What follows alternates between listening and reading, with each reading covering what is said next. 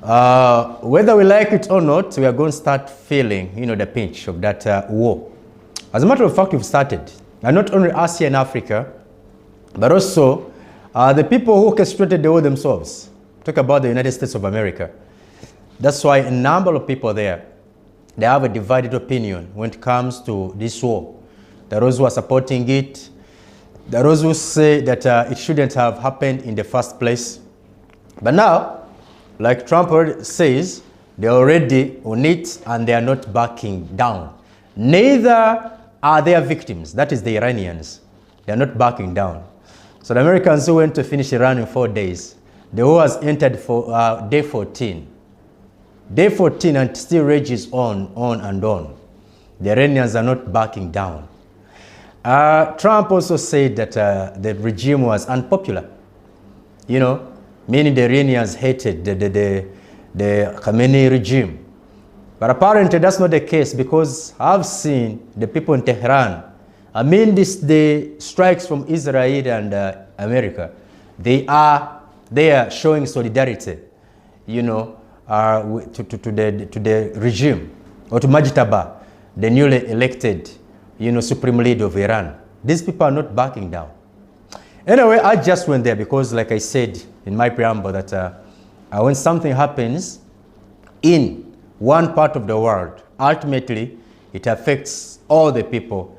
Doesn't matter where they are. My name is Idrissa Mong. Every single Saturday I'm always here. So yesterday, the ministry in charge of education, led by, of course, the minister, that is also the First Lady, Mama Janet Katam-Museveni, released the UACE exams. That is the students who sat for their senior 6 exams in the year 2025. Yesterday, they got to receive their results. And I don't know that I should say good thing or bad thing, but according to UNEB, over 68% of the students who sat for UACE qualified to make it the university. Of course, they were talking about, a principal pass, just a principal pass for someone who may want to pursue a diploma in any course, and also 2 principal passes for those who want to pursue bachelor's degrees. So 68% passed. The remaining 32%, who's going to account for them? Who's going to account for the 32% that failed? Should it be the parents who paid the school fees, for the 6 years or 2 years?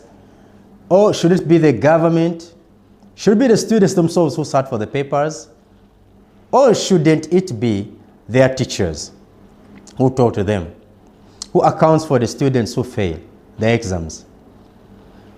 Examination, success or failure, to whom should we always attribute it to? Well, as a teacher, I'll tell you what an ordinary parent thinks when a student passes well. Actually, this is a pain of teachers that I want to share with you. When the students pass or perform well in the exams, the credit goes entirely to them. You'll hear statements like, I saw him. He was clever since childhood. So they attribute all the success to the student who passed. But when a student, doesn't perform well, then they attribute the failure to the teacher. Teachers are not serious. That's the reason why the students failed. So that's why there's a strong need for the government to increase the remunerations of the teachers, because this is the kind of environment under which they work. Apparently, they're not appreciated. They are not appreciated. I think the only person who's going to appreciate the teacher is the student himself, because for the student, you can tell that such and such a teacher really helped me pass. Such and such a teacher, contributed to my failing of the exam. So back to UACE, which were released yesterday, 68%, if they're the ones that can progress, that can carry on with their academic journey because they passed. Who is responsible for the other 32%? The question I was asking. Just like I also asked, when some UNEB decides to withhold some, results of some students. And you look at this young, innocent child who braved the morning coldness, sits in class, and also the parent actually who works, to look for the money to send the child to school. Then after this period, you withhold the exams because you accuse them of examination malpractice. I'm not, by the way, blaming UNEP for this, because at the end of the day, we all want to see, people who really sit and struggle and strive and pass exams, other than having people who engage in examination malpractice and pass exams. Because at the end of the day, we're going to have, professionals who are actually not professionals because they are cheating exams. So examination malpractice, I highly condemn it. But I'm asking a question. Who is supposed to oversee examination malpractice? UNEP deploys invigilators. It does deploy scouts. What is the work of the scout who's on the ground? Other than making the students, scared, because these guys are really tall and muscular, always fierce in their nature, in their physique. That a child like that of P7, and I'm speaking from experience, because this scout we had at school was so intimidating. His structure alone was intimidating. The dude was tall and muscular. Such people, when they are deployed, maybe they don't do their work effectively. How then do we have people enter examination rooms and assist these students in the presence of scouts? So before you decide to withhold the results of these innocent learners, I think you should also apprehend your people, the people you deploy. The scouts, the invigilators, they are the ones who aid examination malpractice in most cases. They're the ones who aid it. Why? Because some of them are actually bribed. They are given money. And so they allow this, cheating to carry on.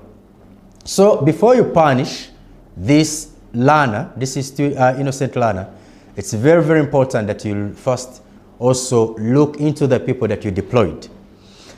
So senior 6, those who passed, congratulations to you, the young chaps. Now you can go to university where, the tension is not as much as it was in high school.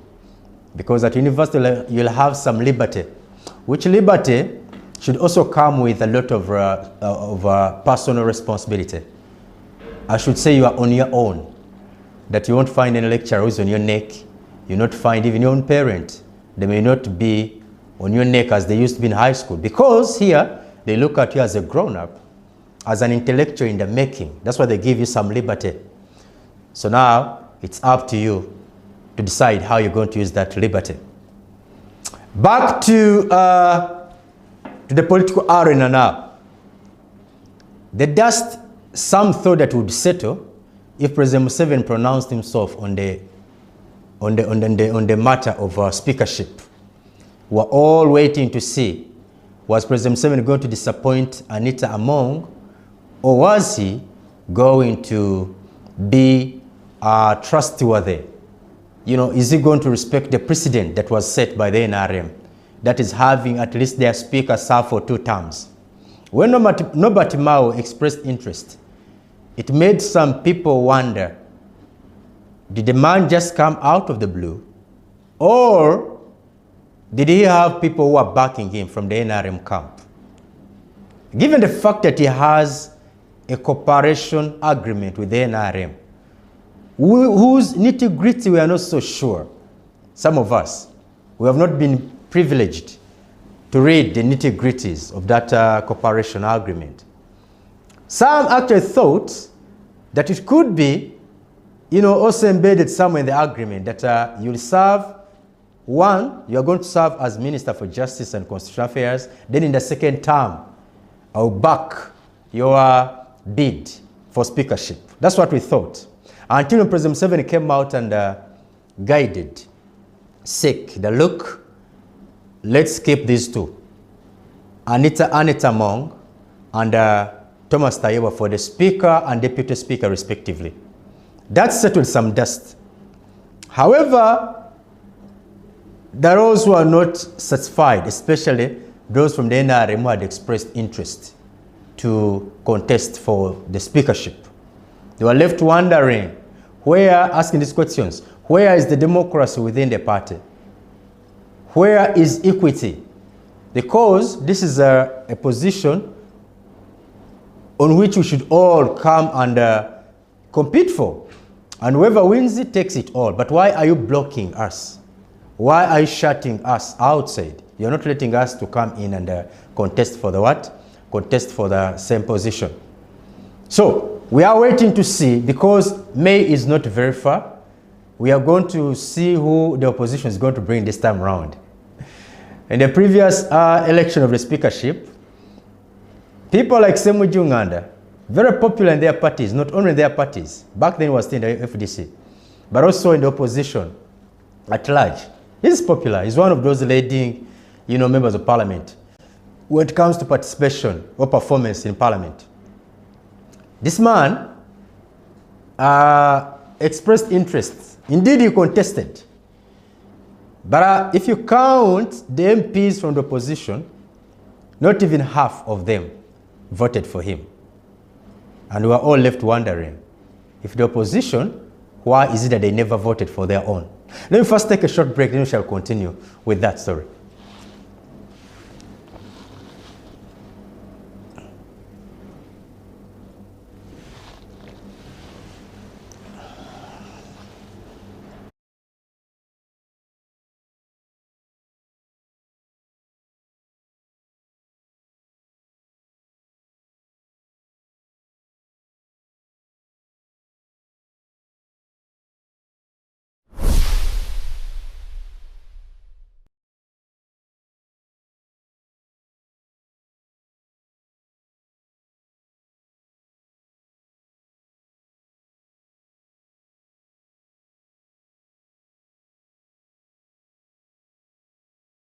Don't miss on BTM. Bring it near me, I'm addicted. Simanyina kumanya Kole chemo chiyoke. Yeah. Pop every single time. Fresh pig getting Woke up looking for the broccoli. Yummy, make you bigger bite. You forget that. easy. If you're gonna leave me, baby, go and leave me all the way. One girl alone do everything that just amaze me. Go down there, why not go down there? Me, I give you something you will never forget if you. Oh, yo, I'm dripping. Knock, knock.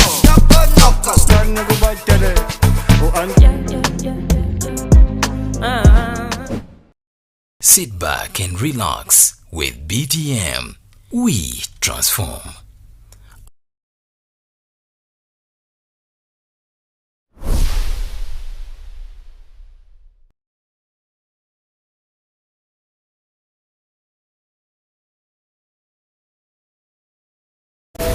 Mama Karino bino byanjabala zibera sawa 11 paka sawa 12 ku BTMTV nga bulijjo go squid keka cinema tugenda kanyonyoka kuva ku Monday paka Lwakutaano netukaddamu nenkeera repeat kuva sawa 3 paka sawa 4 go squid kugambye byanjabala你快进来吧。 kanoko sagala okasubwe tugenda kukanyumirwa go squid aye lwaki totegeeza nduguwo anti kimemememe era nga bulijjo anti obiraba wano wennyini wetugenda okukanyonyokera ku BTMTV nga bulijjo kuva ku Monday paka Lwakutaano kugaye netukaddamu nenkeera zibira sawa 3 paka sawa 4 ebeera repeat ku BTMTV nga bulijjo sawa 11 paka sawa 12 kano ketugendako byanjabala byokka ne kimemememe era nga bulijjo.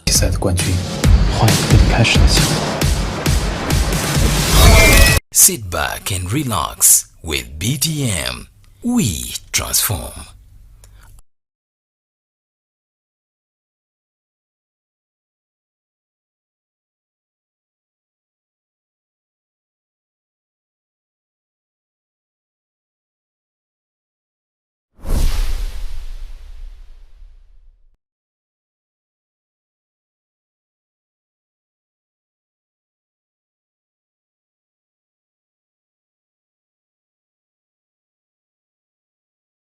this Sunday on BTM. Uganda, the pearl of Africa, a sanctuary of raw beauty, deep cultures, and moments that stay with you forever. I am Queen Hasfa, and join me as we journey into the soul of our nation. Witness the majesty of our wild landscapes, the heartbeat of our savanna, and immerse yourself in the traditions that define our identity. Taste the legacy of our ancestors, where every spice tells a story and every meal is a celebration. This is not just a journey, it's a homecoming of heritage and discovery. Experience Uganda proudly, authentically, only at BTMTV. Sit back and relax with BTM. We transform.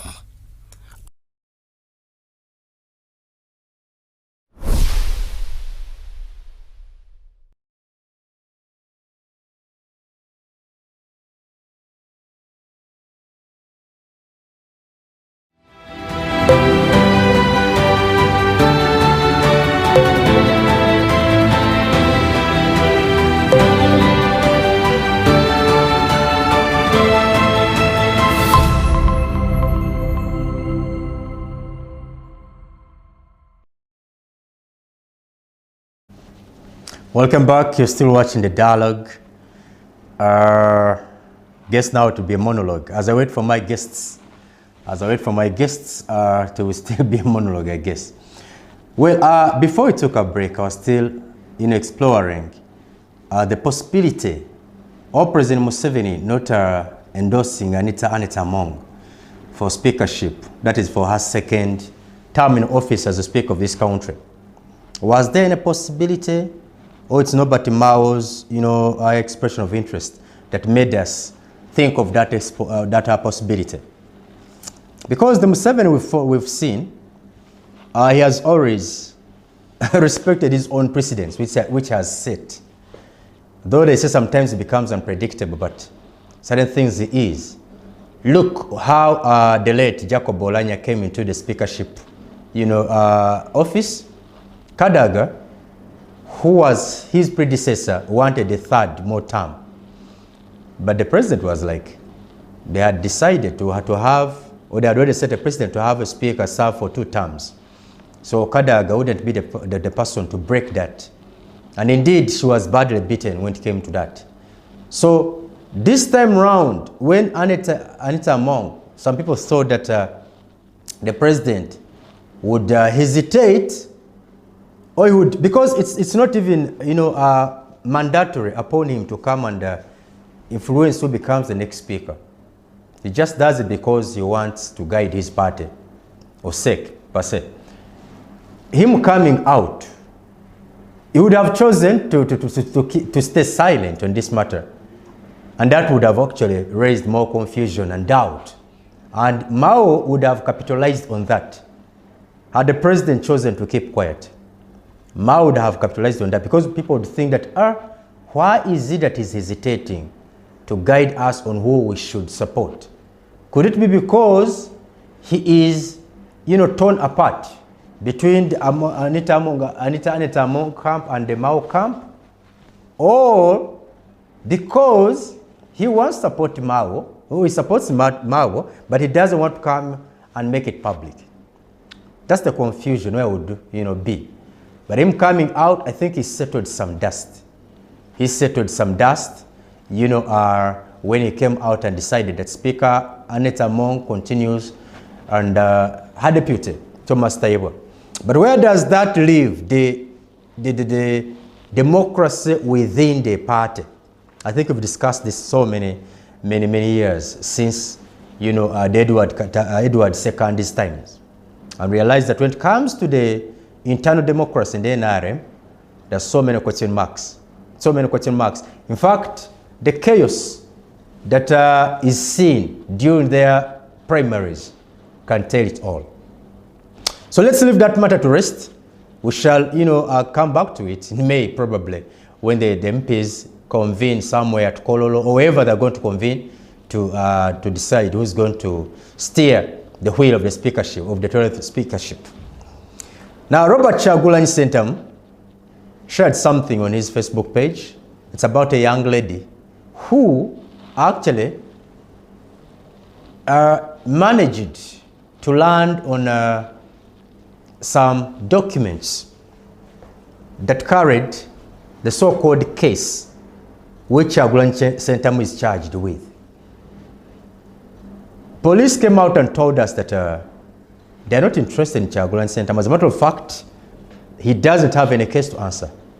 That's according to authorities. The spokesperson of the Uganda police, Afande Kituma Rusoke, he came out and told us publicly that the man has no charge to answer. And they're not interested in him, they're not actually looking for him. But this lady ended up in jail today.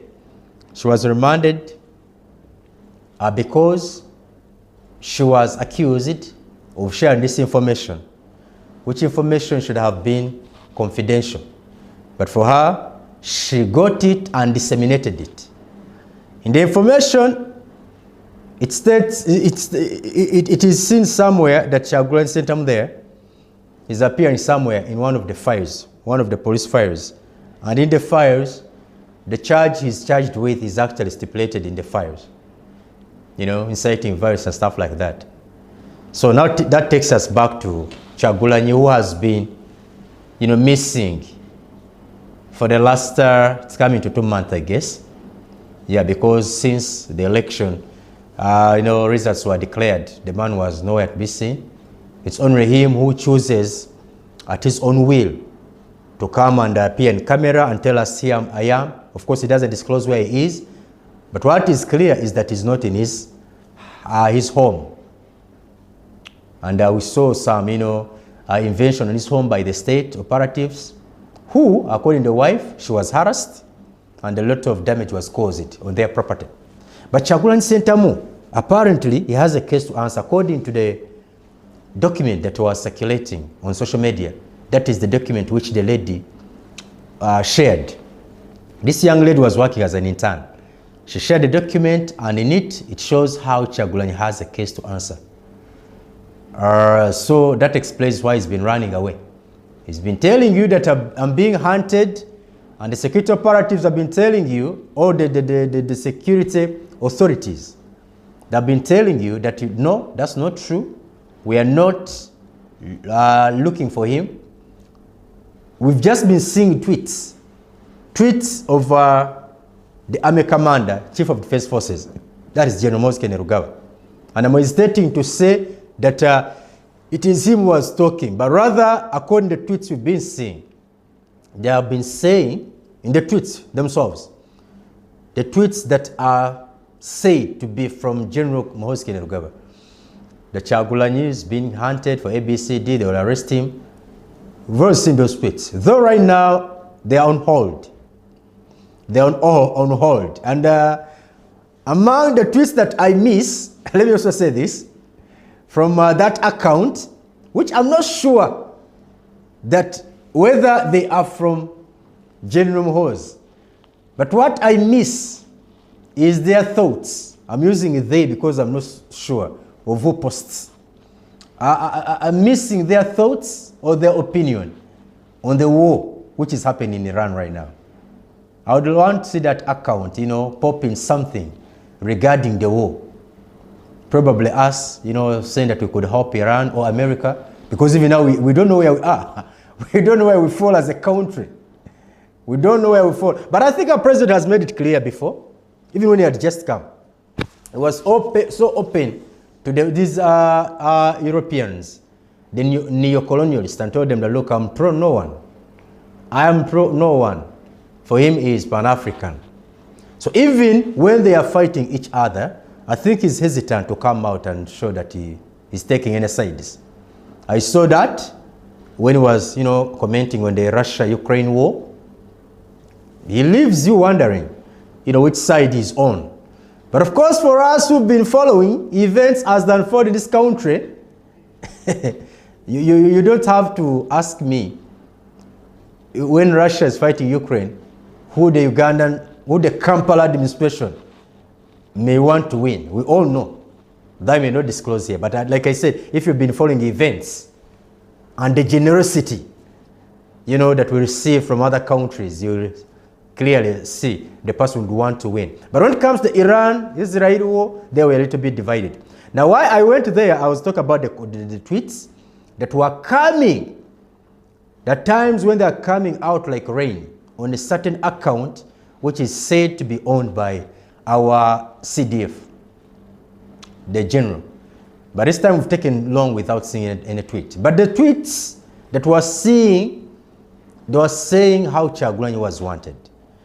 Though the police would come out and say, no, we don't want him, he has no case to answer. But now, this document which is circulating, it clearly shows that the man has a case to answer. And actually, it is Kyagulanyi himself who shared it. He came out and said, there's a way he calls the regime, criminal regime. Those are not my words. They are words of Kyagulanyi Ssentamu and some of his colleagues in the party or in the opposition, the criminal regime. So they said that, he went on and said that they have always denied, planning to arrest me. But look, they already have a case against me. So what does this mean? Does it mean that his disappearance from the public eye is going to continue? Because we thought that it was time for him to come out. But now that it is clear that he's wanted, he has cases, to answer, does he going to continue hiding? That's a question we are asking. In the last video we saw from him, he asked his political party not to relent. He asked them to continue serving even in his absence, which leaves most of us wondering how party activities are going to run. Not because that they can't run when he's not around, but if your boss is missing and the state in which he is, I think he does it deliberately, of course. He doesn't show you that he's wearing suits, seated somewhere in a very, very, convenient, nice place. No, this a man will take videos or pictures when he's sitting, on the shores of the lake, eating jackfruit, like a typical villager. There's a message he's trying to send. Me, who's trying to read between the lines, clearly sending a message that maybe where I am, I'm not doing well. I'm not doing well. I don't like the kind of life I'm living. But again, it also makes me think that, look, this is a man who could have planned this, now it is going to happen. Then he could have planned, that in case I choose to hide myself, this is how I've prepared. But again, it also takes us back. How did he leave his house? He left his house after it was being attacked. Again, that shows that it was not prepared enough.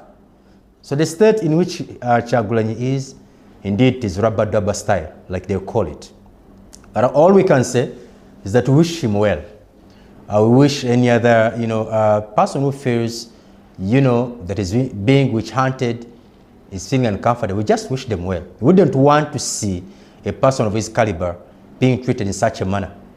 And I would also call upon the state that if indeed there are cases that he has to answer, well then I think he should be, held like a person of his caliber. Because Kyagulanyi Ssentamu is not an ordinary person, whether they like it or not. In the previous election, he had over 3 million Ugandans, showing support for him. This time around, they had more than 2 million. Those are not few people. In a serious nation, they would actually not treat such a person as an ordinary person. He's someone who has attained a certain level which he deserves to be treated, with a lot of respect and dignity. Now, what we are seeing, I don't know how the police is going to react to this, but we are waiting to see how the police is going to react to this, about, the charges that are slapped on Kyagulanyi Ssentamu.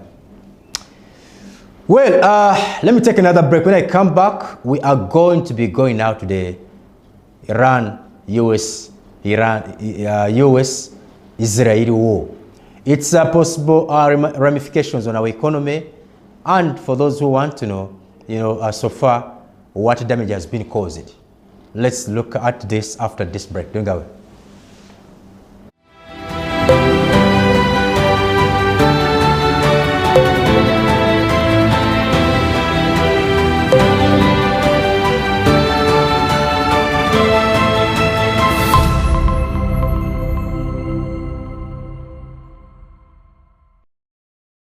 Don't miss on BTM. In charge got tails, everything good. It's tails, what you want to do? Let him go first. Okay, buli mulabi wa BTMTV sagala osubwe programu emanyikiddwa nga drive by show era ng'egenda beekwatagana ku hip hop wandyagadde okumanya biki ebitambula mu nsi ya hip hop era bw'oba oli fan wa hip hop at the same time ng'oyagala buli kimu ekikwatagana ku hip hop elements za hip hop genre ne ya hip hop newankubadde abantu basinga baagala nnyo gitwalira wansi naye njagala okutegeeza nti buli lwa Sunday ku BTMTV ku saa 12 ez'olweggulo tugenda batufuna drive by show era ng'egenda ba ekwatagana ku hip hop strictly about hip hop. Tugenda batufuna ba artist abenjawulo, tugenda batumanya amawulire agagenze maaso mu biki ebikwatagana mu nsi ya hip hop oba mu genre nemanyikiddwa nga hip hop. Tugenda batumanya freestyles ez'enjawulo, ani yafulumiza olugambo, ani yavumye omuyimbi, olina kayimba ke omuyimbi ke yayimba nenga tewakategeera bulungi. Well, byonna bino ogenda bobimanya right here ku BTMTV ku program emanyikiddwa nga Drive By Show wano wokka ku BTM era egenda beerayo buli lwa Sunday ku saa 12 ez'olweggulo. Nange kenyini Kenny Chosh, you know what be. My name is Kenny Chosh, keeping it real, keeping it hip hop. Say yes to the good hugs and not to the drugs. I peace, adios, take it easy. Sit back and relax with BTM. We transform.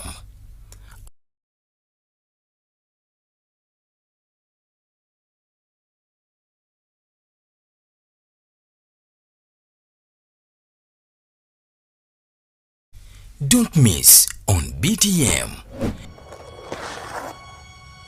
We've done it, Mabel. I'm ready! Lunchtime! Oh no. Yay! No, put it! That thing is unstoppable! Calling all units. We need backup. The Avengers. Attack! That's a good one, Rex. How do you know my name? 90% of police dogs are named Rex. You think that next time I can go along? No flying before the age of 12. It's the law. How you doing, girl? Are we vibing? What's up? What's up? I understand you. What you doing, lady? Oh. Problem. Sit back and relax with BTM. We transform. Don't miss on BTM.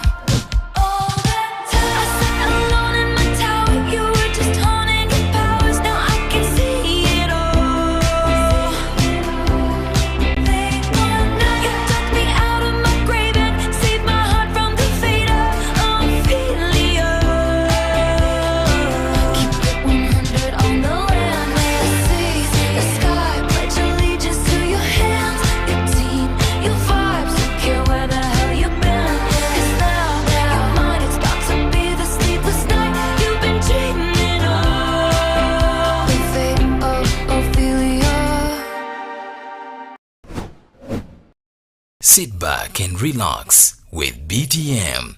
We transform.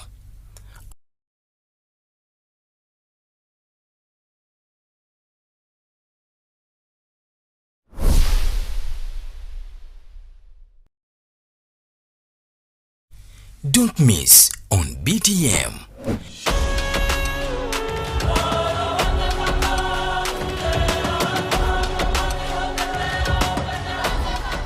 Bangi abasiba akapapula buli lunaku naye mu abo bangi abakayuza buli lunaku. Tukuleetedde akafulyu w'okusonga empiira egikuba munda. Surely there! Opportunity here! Who is there? And beautifully done, Iska! Omaze nga tobanjamu obeka kubanjamu teganga BTMTV buli lunaku Monday paka lunaku lwa mukaaga nange Lule Christopher Brazilian obasabulenya obunkeeke. Sit back and relax with BTM. We transform.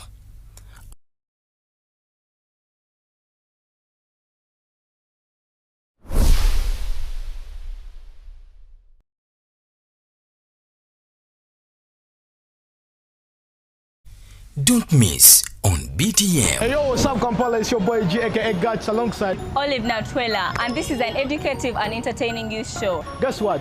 We're about to give you 2 morning exciting hours live on BTM television. That's right. We bring to you real stuff that matter the most to you. We bring to you students from incredible schools and of course the youth from all parts of the country. We give you a voice, whether your live is here with us or outside in your community, area or locality. We want to hear what you have to say about the latest trends, social media, birthdays, music, everybody want the dollar sign, dollar sign, dollar sign, dollar sign, dollar, and movies.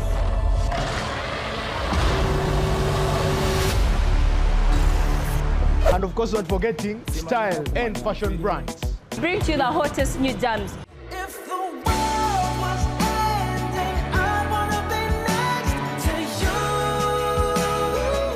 Not forgetting a countdown of the 5 trending songs of the week. So get ready to move and groove with us. Tune in every single Saturday from 8 a.m. to 10 a.m. because we're the freshest show and nobody rolls like we roll. Tag along on our social media platforms on X, Instagram, Facebook and TikTok at BTM Television. Sit back and relax with BTM. We transform.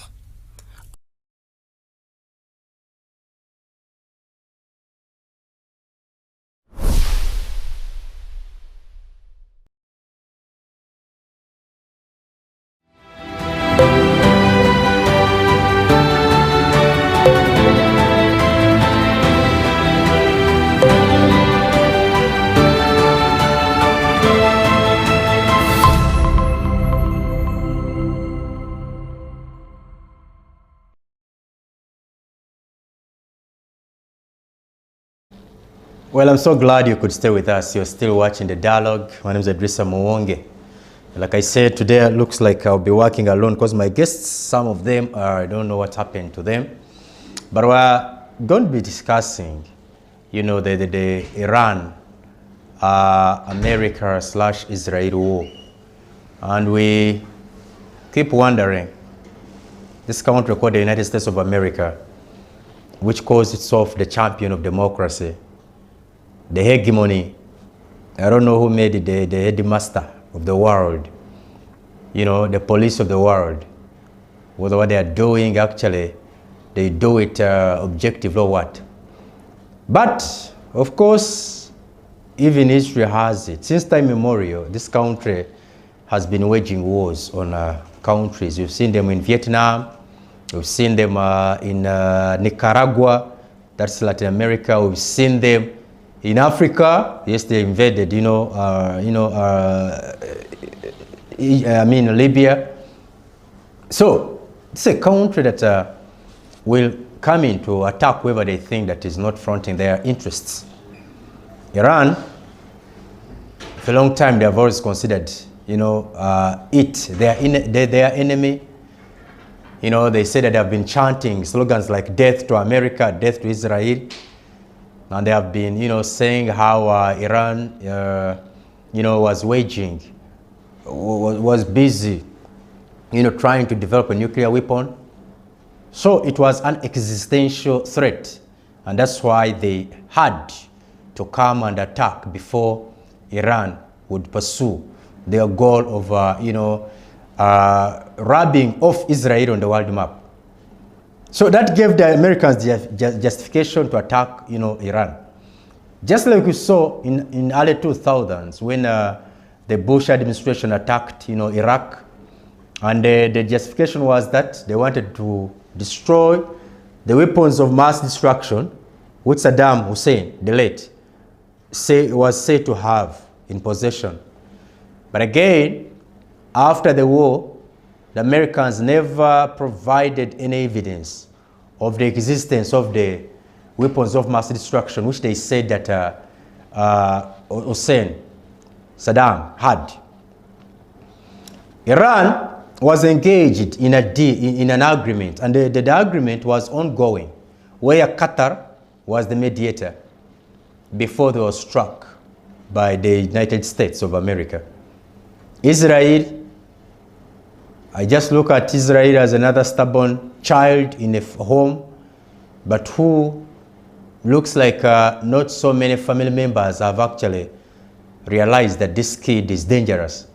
This kid is stubborn, this kid is dangerous. That is Israel to the world.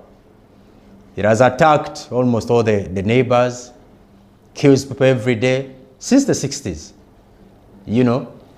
But it always walks away with it because of their military might and also their backers, who are the United States of America. You know, do I have to explain what was happening in Gaza? Even after the so-called ceasefire, still the killing of children is still ongoing. You know, children continue to die. So total violation of deals where they actually themselves are signatories. That's Israel. Now for them to attack Iran, they were like Iran has been, you know, trying to build a nuclear weapon, which weapon they're going to use to finish us off. So they are a threat to us. For that matter, let us attack them. I'm just saying this, if you're a first timer, if you're following this for the first time, if you're wondering what the origin of the war is, it's not that Iran attacked any country, not Israeli, not America.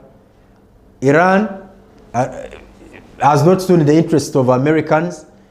In fact, it's the other way around, because it's America which imposed sanctions on Israel, on Iran, until when I think it was during the administration of Obama and Joe Biden, those Democrats, that they, you know, a little loosened on those, sanctions.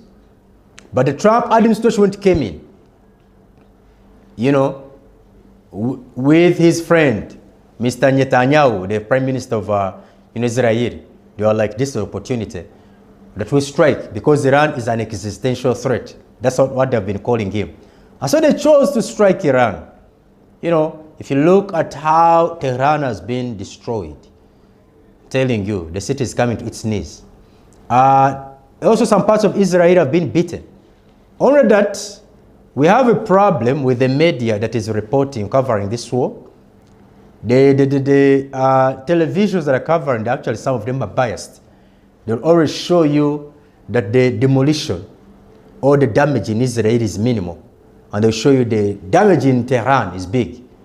But these Iranians, who have persisted for now 2 weeks, under the attack of what we would call the superpower, the United Snakes of America, or states, okay, if you like, states, not snakes, the United States of America, and the Israelis attacking, striking, and the country persists for this long and also continue to fight, then you may say that they were underestimated. They were really underestimated by their opponents. Because this America we're talking about, which invests so much in their, in their defense, okay? And they're also taking advantage of their geographical distance. Yes, that actually also contributes to the America's, peace. That even when it chooses to start wars with countries, the distance is on their side. That it's for Iran to throw missiles to America, really, it will take, it's next to impossible because of the distance. So, and yet the Americans have embassies surrounding, Iran. So they are using those embassies. So that's why Iran has chosen to start attacking the embassy, actually meant bases. That's why Iran has chosen to attack these bases. Otherwise, if maybe America didn't have that geographical advantage, the geographical distance advantage that was further, probably would see missiles land on the American soil. Because we've ever seen this happen. They were bombarded in 2001, which prompted, the attack on these countries. So, going back to where I began, what if it was not true that Iran was creating a nuclear weapon? Because in their justification, they always said that they needed nuclear just like, another kind of energy. Instead of relying on electricity and other forms of energy, they also needed nuclear to be used as energy to run operations in hospitals and stuff like that. So, but Americans felt insecure. And they're talking about someone or a country which has ever used nuclear on one of the countries in the world, and that is Japan. 1945, you remember Hiroshima and Nagasaki, where they dropped bombs, and more than 70 years down the road, the impact of nuclear stay there in Japan. So this is America, you know, and Israel, attacking countries, causing wars, leading to death of people, which people they end up calling collateral. I saw in the bombardment which they made that caused the death of the former Ayatollah Ali Khamenei. In that attack, over 100 children also killed. These are children, girls. This is the United States of America, which has always preached democracy and fairness in the war. So I'm waiting for another country, or I'm waiting if we get any other issue here, and I see Americans coming to lecture us. I think these are some of the areas where I like our president. I may not support him for staying in power for long. I think I shouldn't be hiding that. I may not be supporting the idea that we can have a president who can stay in power for over 40 years. But I'm proud to have a president who will always shut these people up when they're trying to lecture us on our national issues. Because themselves, they're not as clean as they want us to think. How can such a country come and teach you about humanity? How? You're bombing children. You're killing children. You're supporting Israel, which has been killing children in Gaza. And you're coming out to preach democracy, respect of human rights in our countries. Now, this should be a no-go zone area for us. You know, this one area, like I said, where I actually, you know, I'm proud of our president, that I always talk to them, you know, open and tell them that you cannot be the ones to preach me or to lecture me on democracy or on human rights.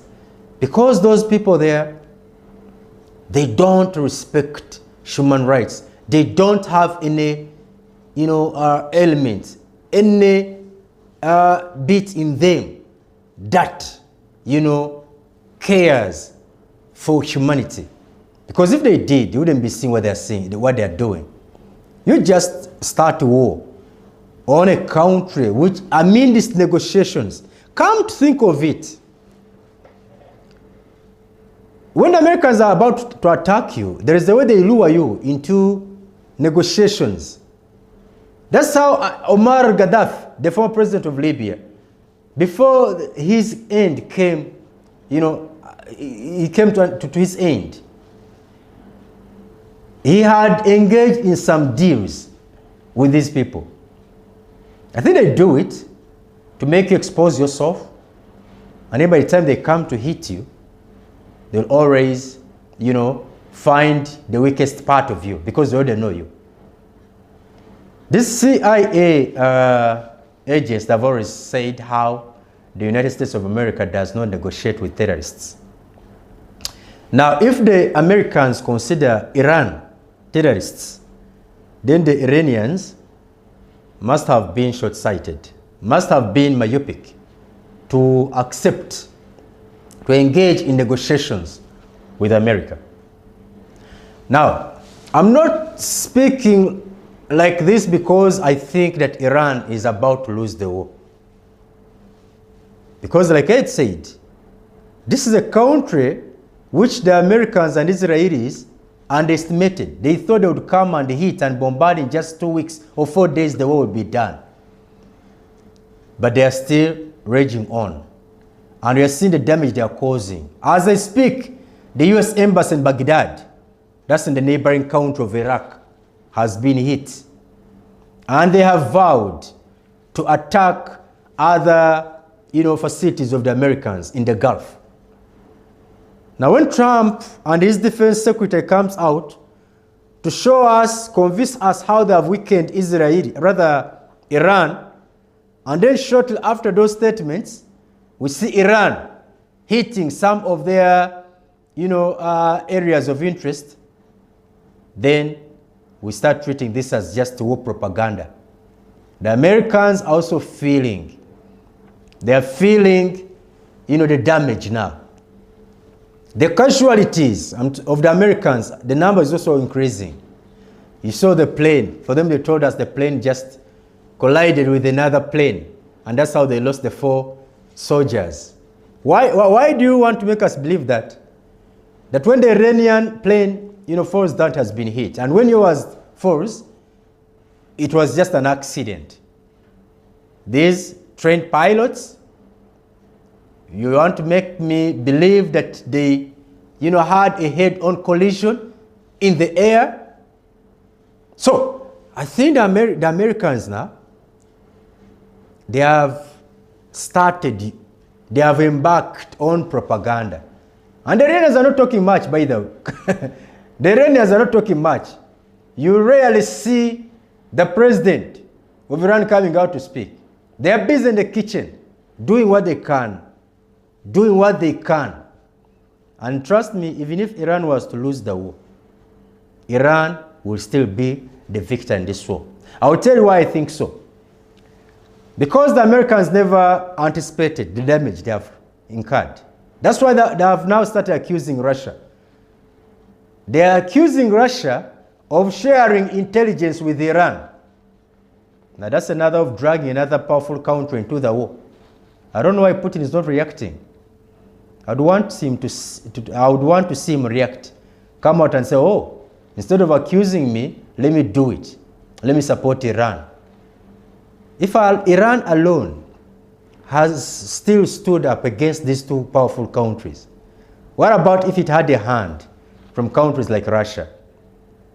So another reason why I think that Iran is still winning, Trump has always, wanted to convince the world that the regime in Tehran is not popular, that the people are against the regime.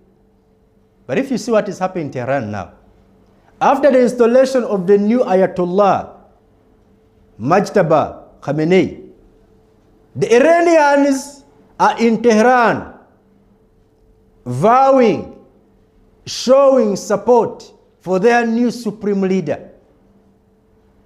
Trump would expect jubilations after the assassination of Ayatollah Ali Khamenei. He would expect the people in Iran to come and jubilate. But that is not the case. As a matter of fact, they went and started grieving. They were grieving, they were mourning, the passing on, the assassination of their leader. What does that tell you? So does America think that for them, they should be the ones to decide that this should be the leader and this shouldn't be the leader of this country? And they should be the ones to determine whether this leader is popular or not. They were telling us how unpopular the regime was. But after they assassinated the supreme leader, the nationals started mourning. And now they called on for the installation of a new leader. After the installation of a new leader, they are jubilating, showing support for the new leader of the same regime. So, what is it there that the Americans are going to be telling us now? They should always say that they are fronting their national interests. Other than coming out, tell us that they are fighting for the nationals who are suppressed. Apparently, the Iranians were not suppressed. They loved the way business was run in their country. That explains why right now they are jubilating amidst the strikes, from Israel and Americans. The people of Iran are busy in Tehran, where buildings are falling due to the missile attacks. But the Iranians are still there, jubilating and showing support for their regime. No one has called on the regime to surrender. Can you imagine? Because at this stage, we would expect the people of Iran to come out and say, please, we surrender. We ask you, our regime, please surrender, we are dying. But I saw some ladies I was watching Al Jazeera and I saw some ladies coming out to say, we are not even afraid of death. We are supporting our regime. And now this is another thing. You're fighting with someone who's not afraid of death. That's something, you know, that is huge.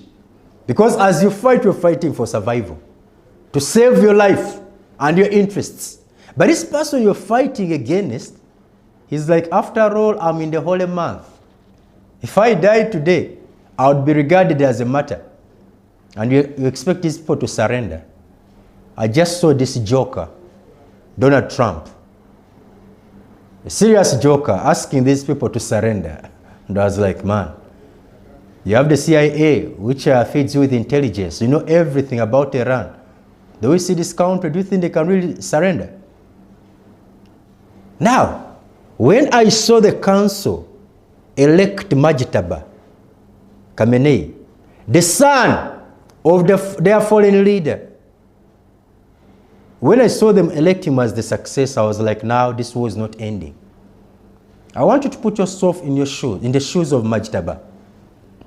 When the Israelis and Americans struck and killed his father, he wasn't the only one there. Majtaba lost his wife in that strike. He lost his sisters, and there are some other relatives, and the mother. So I want you to put yourself in the shoes of Majtaba, where these people have killed your mother, your father, your wife, and your children, your sisters. These people have wiped off your family. Would you surrender? What for? Would you surrender? You wouldn't. After all, you're like, even if I die today, the whole family is already there waiting for me.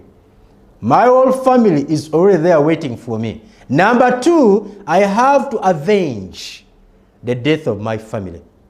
I don't think Majtaba stood out as the best candidate that was better than. After all, he was unpopular. In fact, even the father himself, the late, it is said that he was not supporting him to succeed him. But these people must have chosen someone whom they thought was not going to surrender, because they had every reason to carry on with the war. And that explains why the Iranians will continue fighting and fighting, and the Americans are going to be disappointed. They are going to be disappointed. The way they thought it would just take a week, we are now in day 14. Though they are telling you how for them they are soon wiping off the enemy, how they have weakened the enemy because they have destroyed his defense system. But the enemy, the same enemy like they call him, is busy, you know, striking the embassies. Let me take another short break. I'll be back.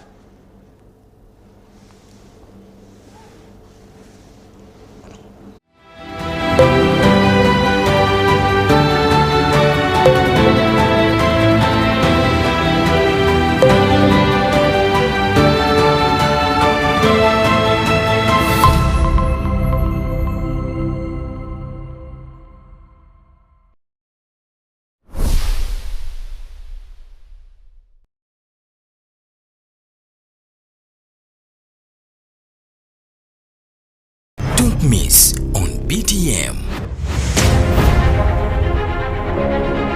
Lock on.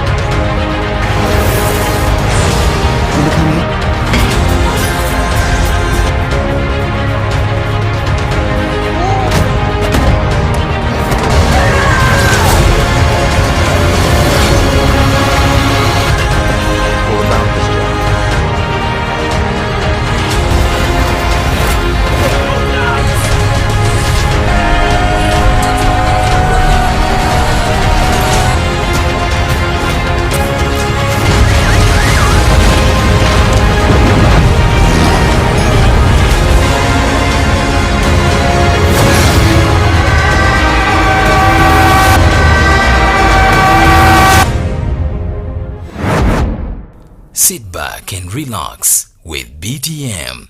We transform.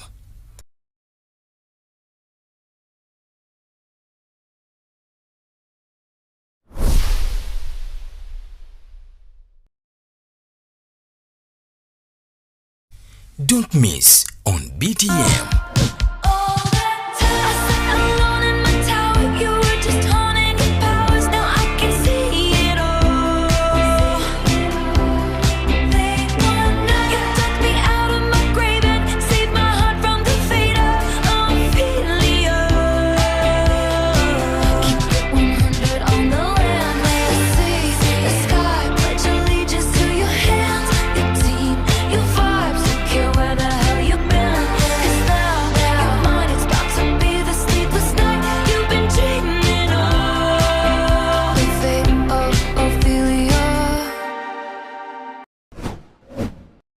Sit back and relax with BTM. We transform.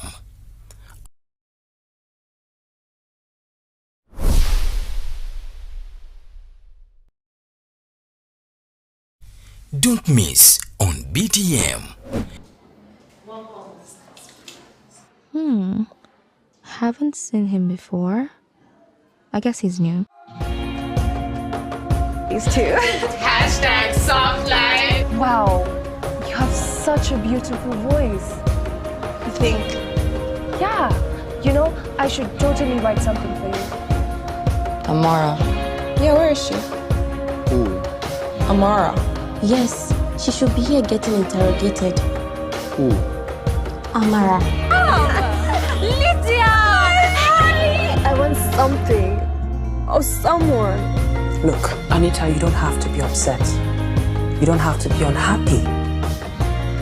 You could decide to forget about everything that happened and move on. Sit back and relax with BTM. We transform.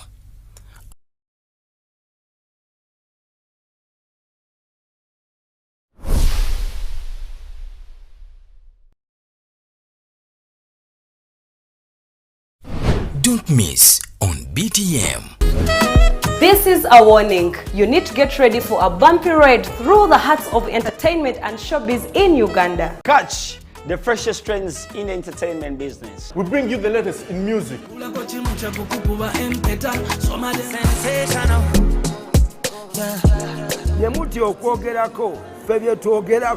Get ready to groove to insane mixes.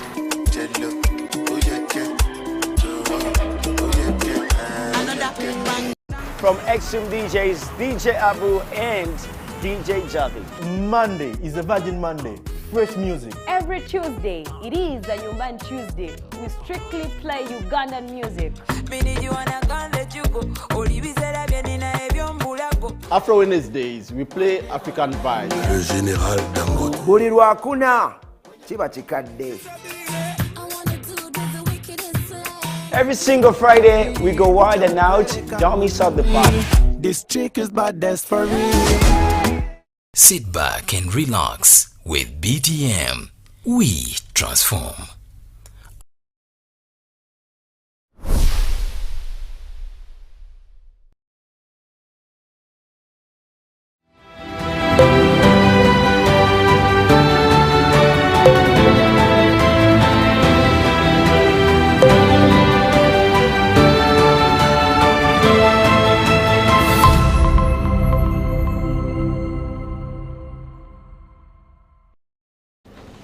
Well, I'm so glad you could stay with us. So I was telling you about America, which has always told us how the regime in Iran was unpopular.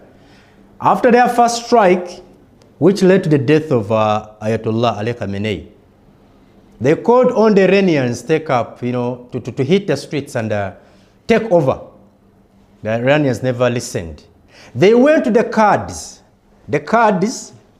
who are living in Iraq, who have been fighting the Iranian regime for some time. They asked them, even actually gave them weapons, because according to the Kurdish leadership, they said that the CIA was in touch with them, asking them, persuading them to go and take over Tehran. But these people are still adamant. Now, the Iranians they are doing the opposite. They are still in the cities which are being bombarded. They are there jubilating, showing support for the new Ayatollah. So Trump, how else are you going to convince us that the regime was not popular? What was your justification of attacking Iran? Be clear that this regime was actually standing in the interest of America. And you wonder what interests we are talking about. What interests of America are we talking about? That the Iranians were standing in its way. So Israel and America should come and attack their country called Iran. I want to take you back into history, how America has attacked various countries. They attacked Vietnam, but just like a certain official was saying, former soldier in the US military, there is no country where they have gone that they have won. And also he was saying that these airstrikes cannot change the regime. Pundits have told us that from the beginning, that the airstrikes alone, they don't change the regime. Maybe boots on the ground. And the Americans are not stupid. I don't think they're going to rush to put boots on the ground. Because where have they put them? In the Gulf, and they have succeeded. They just recently they left Afghanistan after they were badly beaten by the Taliban. They were there, but the Taliban were fighting until when the Americans were like, we cannot continue, incurring the cost. The expenditure is swelling day by day. We can't stay here anymore. They left Afghanistan. They should have learned from the Russians, because the Russians were there before them. Iraq, you saw how costly it was. Something that pushed them into, that economic crunch. So here they are. You see the cost of gas in America itself. They'll start feeling the ramifications of the war very soon. And the people they are fighting, for them, they have nothing to lose. They have nothing to lose. They'll tell you, not even life do they care about it. Because if they cared about life, they wouldn't be in Tehran right now, which the Israelis are shelling. Because the Israelis and Americans have been shelling Iran for the last 2 weeks. But the Iranians, some of them, yes, have left, but most of them are in the streets, showing support to their regime. So America and your propaganda, you had something else that caused you to fight Iran, but it was not because the Iranians asked for your support, that they were being oppressed. Because if that was the case, we would have them jubilating after you killed their leader. But these few people you just planted there to celebrate after the demise of the supreme leader, it was not enough to show that the Iranian people were actually happy. This should also serve as a warning. America, another area why I think that we'll have lost. Trump called on the neighbors of Iran, which Iran has hit, to come and gang up and attack Iran, retaliate. There's no country that has responded to this call. The Iranian missiles have hit some parts in Saudi Arabia. They have hit some parts of Doha, the capital of Qatar. They have hit, there's another country there, Oman. But those people still consider Iran their brother. Even Trump thought that this was going to work to his advantage. That now that Iranians have hit these people, they are going to retaliate. No country has. It still asks Iran not to bomb them again. We are your brothers. Don't do this again. Don't do this again. But there's no country that has retaliated. Doesn't America get the message? You should get the message that, look, your war is unpopular. Even their strongest allies.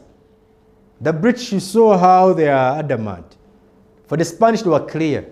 We are not into this. We don't care. We're not supporting you. They even permanently recalled their ambassador from, Israel.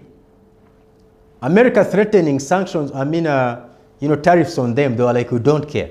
That is the Spaniards. So Trump's war has been unpopular. I think everyone has seen how America is a bully. They have always accused Iran of being the bully of the Gulf, of the Middle East, but apparently it is them who are bullies. And they'll continue, bullying other countries. A country that calls itself the champion of democracy, the people who established the Guantanamo Bay, which is the center of human rights violation in the world. It's America. Now they say they are testing some of their weapons on Iran. They are testing their modern weapons on Iran. Are they killing cockroaches? They are killing innocent children because now because they call the scorching earth, bombarding everywhere they can find. That's America for you. The world will wake up and see how unjust and unfair this country is.